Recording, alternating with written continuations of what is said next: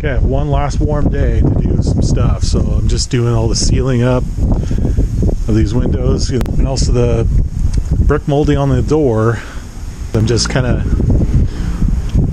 taking repurposed materials from the garage door that was already there. It's basically just making up my own brick molding because I don't have any. I mean, the concept is basically just need to have treated wood, or places sell these brick moldings made of PVC plastic stuff. I already put sealant on both sides. I mean, it's just common sense, really.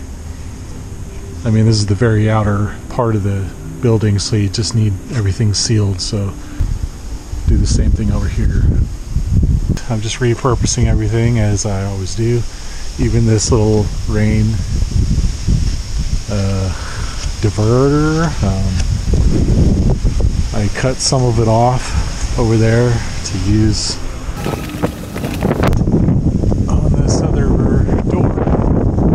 So I just put it up there, and it matches up pretty good. Just reusing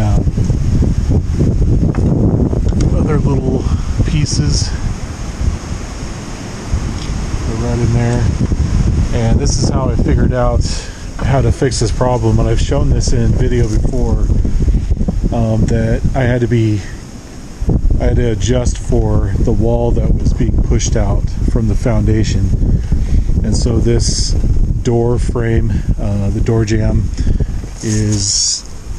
doesn't align all the way up. You can see the wall has been pushed out. So I was thinking it was going to be a difficult thing, but I don't think it will be. I just pretty much just have to attach my my new brick molding just like this. Brick molding on there is what it looks like, and I think I'll just, it doesn't look as bad as I was thinking. I'll just get some clear caulking and put that. At least if this gap is filled, then I'll be okay. And the rest of it should be fine.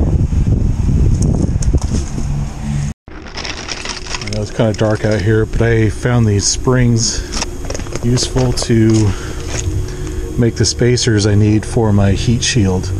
So I'm just cutting the hooks off and then cutting them in half. So this is my heat shield that I just used from leftover materials from my tiny house shed, and I'm just kind of measuring out, the minimum distance I need, 18 inches from the stove from any corner and stuff, and from the flue pipe. So I just measured that to get that, and then just cut it down. And then this, I'll get another sheet to continue up to the ceiling there, and then these springs will be the spacers. I have my spacers made out of springs, and I've got these sheet metal screws that I use for my tiny house shed.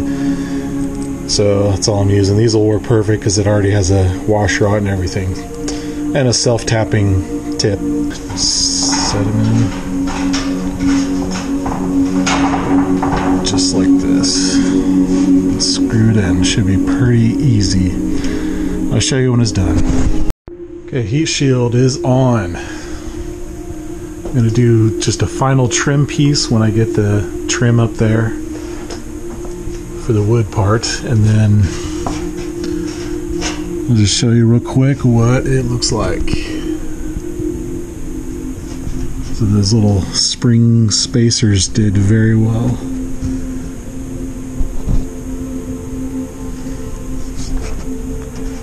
Yeah, very good.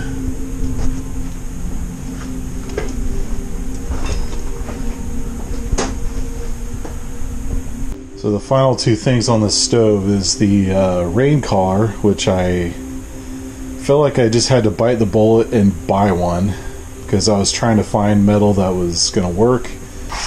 This is $15 for this, just this piece of metal cut out like that.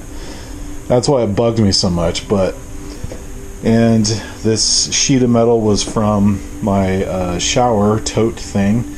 It was on the side of the tote. And it just wasn't big enough, and I knew it wasn't. And then when I put this around the flue pipe outside, I had way more than I needed when it wrapped around it. So I knew that I could make it smaller. Traced it out and then came up with this one.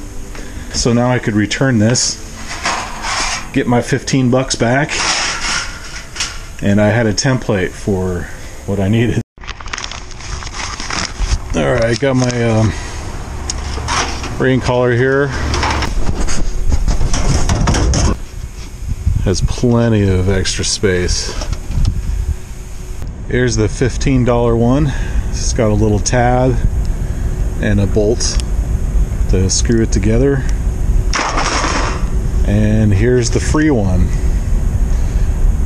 Got a little tab, and I created a little tab for with my pop rivet thing and found a bolt. 15 bucks, give me a break. Free 99. Next little thing I had to find was this damper. So I've been getting some advice from a guy at church. He's experienced in these stoves, and he just said, you know, get a damper, they're worth it, it'll slow down the burn and give you more heat. And he said do it about 10 inches, at least 10 inches or below. If it's too high, then it'll get too hot and then weaken the pipe. So I put my little 10-inch mark here. It's about the same. It's pretty self-explanatory. Just drill a hole in both sides. Get the flue pipe off of there. Slide this through. Slide this right in the middle. So to get the hole all the way across, I didn't have the right size drill bit that was long enough. I used a smaller one that was really long, and then I just kind of forced this end in there with that spiky end. Finally have a damper in there. Should be worth it. 99.9% done. Just need to seal up the top and I'm done.